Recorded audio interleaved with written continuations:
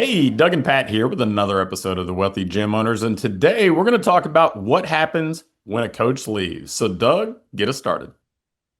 I think this is a reality that all of us will face or have faced. I know we've faced it multiple times. I think I would start first with what do we need to do to not have the business revolve or count on one person, right? I think we can certainly, second to that, cover, okay, they've left. How do we kind of troubleshoot that? However, I think there's some key things that we can do where there's no denying that this is a service-based business. People are working with people, and so they're going to build relationships. But I think there's been a couple key things that we've seen over the years work really well to ensure that the clients are not hell-bent on working with one particular coach. And so some high-level things that we can unpack. Number one is going to be creating a schedule where the client does not have to work with that one coach the entire time. So that is one of the benefits. Of course, this is certainly assuming that we're in some type of semi-private, small group, large group model. But even if it's you and another coach, and of course this would apply with more than that, but even if it's you and a part-time coach, creating a schedule where they're not always working the same times, you're not always working the same times. Clients, a big one is we try to get gym owners to create a scheduling system where clients are not locked into having to come to the same time every week because they value the convenience and the flexibility. And also that kind of creates that environment where they get to work with multiple people. So the scheduling and the kind of the session, spreading out of session times, I think is really helpful. And then another one that we found really helpful over the years that's pretty easy to implement is the kind of making sure your content that goes out to the not only the current clients but the public. So I'm talking emails, social content, the kind of if you have a Facebook group, what kind of content you're putting in there. All of that content in the beginning, I know I was the one doing all that content, and so you're kind of putting the spotlight all on you. It's a long play, but it does tend to be very helpful long term, is making sure that if you're filming an exercise technique video, you're not the one filming it. You may be the one holding the camera, but it's your other coach that's demonstrating it. Or maybe you're sending 3 emails a week. What if one of them comes from your coach? So you start to build this they start to have multiple relationships within the community, I think is the key. So, I even kind of think about this like one step removed, right? I think part of the issue that we run into is just assuming people are going to stay or hoping people are going to stay and building accordingly or operating accordingly.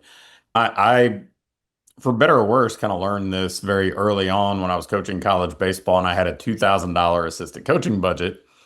And you don't want to have to reinvent everything every year. So I put a big, thick playbook in place that had all of our terminology, the way that we ran drills, the way that we operated the program, the same way that we would with session standards or program design or how we're going to communicate with clients.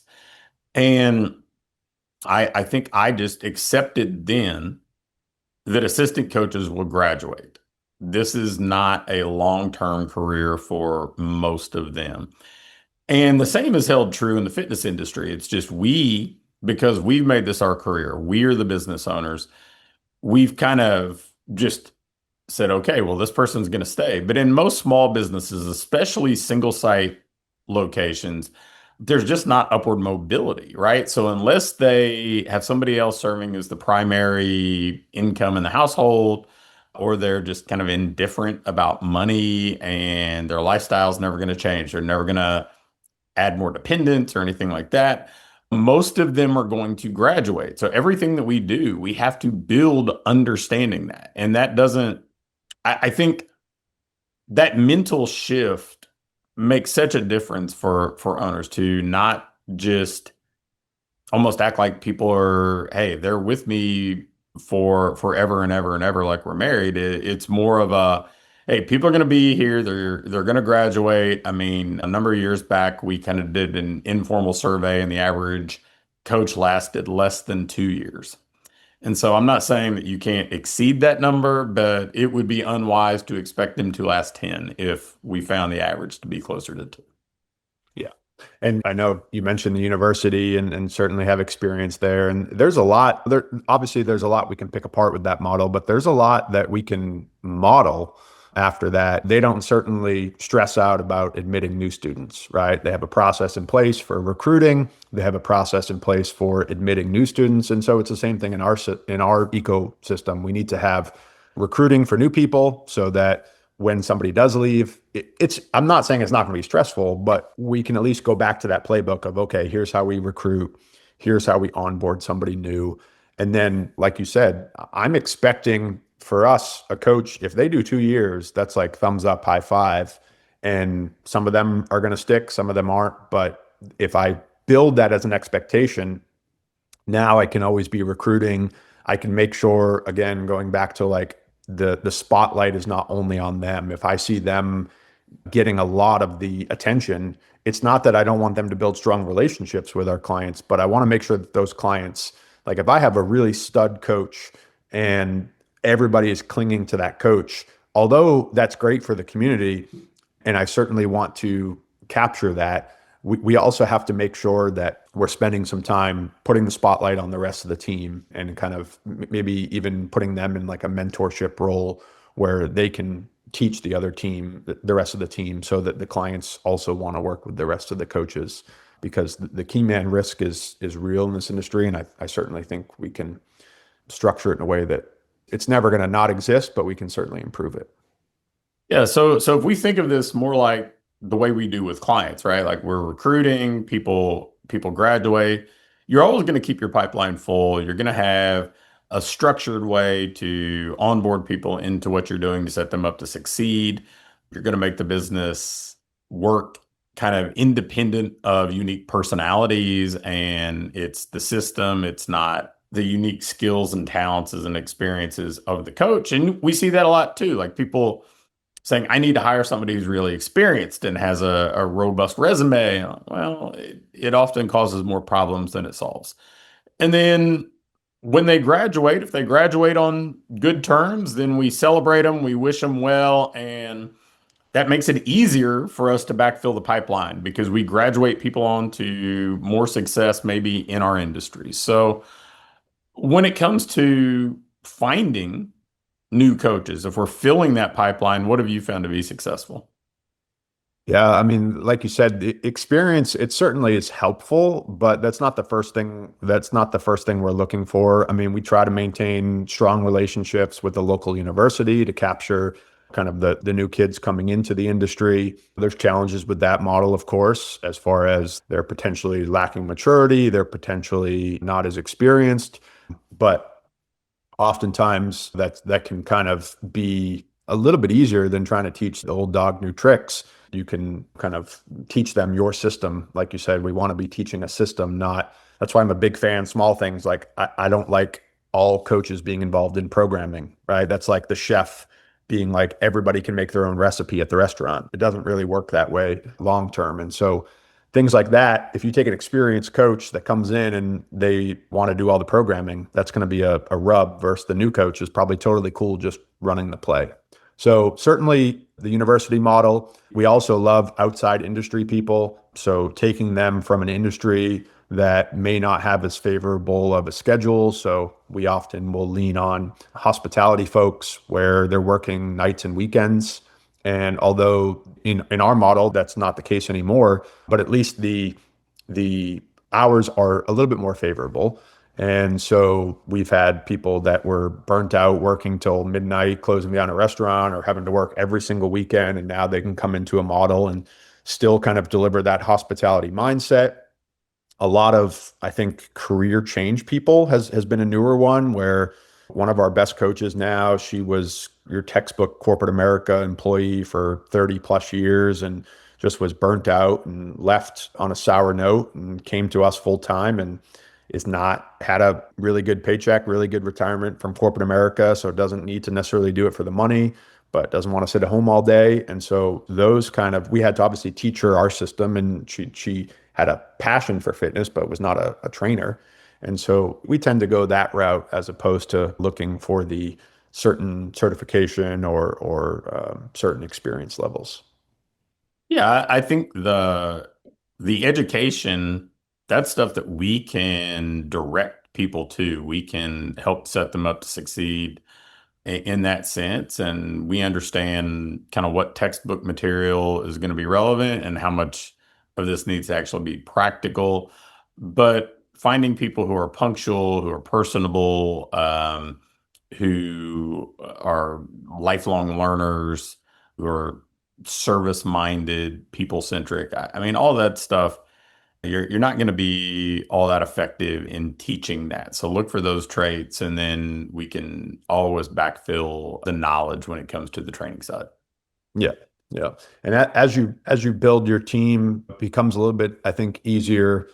If there's two of you, the clients are sharing two people. If there's three of you, now the clients are sharing three people. So there's certainly an advantage to having growth where now that you have multiple team members, there's less likely if it's you and one coach and that coach leaves, 50% of your service just left, right?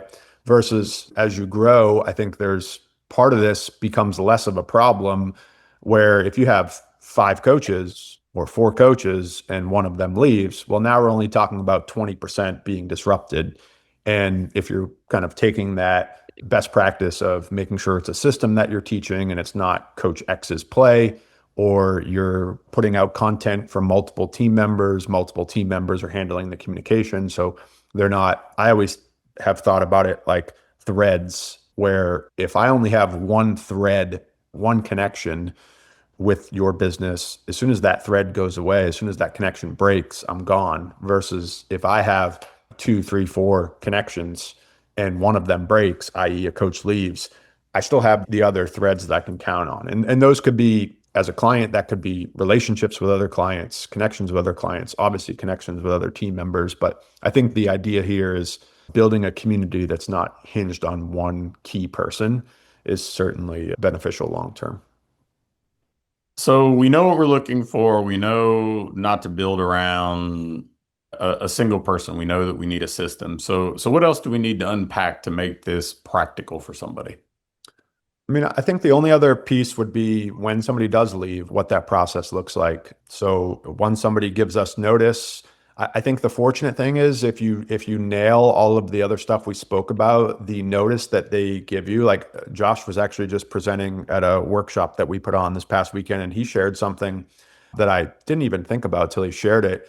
And he was like, I've never had a coach leave with at least a month's notice.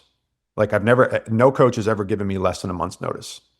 And I think that is certainly a shout out to him and the culture that he's built with our team that, hey, we understand people are going to leave, but it's usually because they've graduated, and like everybody that is in college right now knows that they're graduating in May, right? And so they're planning for it, et cetera. So although we don't want anybody to leave, if I have a month, 2, 3 months notice that you're leaving, it becomes a lot less stressful than if you're like, hey, by the way, today's my last day. And I think if you build a good culture around some of the stuff that we spoke about, you tend to have a longer runway, and that makes it a little bit easier to fill that void. But if a coach gives us notice, the first thing that we do is figure out the thing that we let them down on. Is it just simply that they're graduating onto? Often for us, we find that they're moving to another industry. They're moving on to another industry and they're maybe burnt out from the fitness industry. Maybe they need more money that we can't provide. And so they're not often moving to a competitor. They're usually moving on to a different industry, which again is, we have to expect that to some degree. So either way, I think just like when a client leaves, we try not to take their surface answer for what it's worth. We try to ask a little deeper question. We do an exit survey with every team member. I would say it's anonymous, but it's not, because it's not like we're having 10 people do exit surveys every week. So, but we do it after they leave, like after they've closed out and they're no longer an employee, we send them the exit survey. That way, if they want to put something a little bit more direct, maybe they didn't have the confidence to tell us something, they know that it's because they've already left. It's kind of a little bit safer of a space to share. And then, like you said earlier, I think it's really important to do a celebration, just like you would have a graduation party. Our best employees, we always typically go to a brewery or something like that and do a little happy hour and invite the clients. And I think that certainly goes a long way. And our clients aren't dumb. They know that people aren't going to stay there forever either. And so they can be just like price increases, they can be mad and still understand it and go along with it. Just like with an employee leaving, they can be mad that the team member's leaving and be upset about it. But they also, once that emotion passes, they also understand that when they're walking into the coffee shop, they're not seeing the same barista every single time. So yeah, that I think how you handle the exit is shows a lot about your business and I think really sets you up for success going forward. All right. Well, hey, it's pretty much inevitable. If you're going to have team members, there's going to be some turnover over time. So this is what you do and how you prepare for those team members moving on. And that's Doug and Pat with another episode of the Wealthy Gym Owners. Talk soon.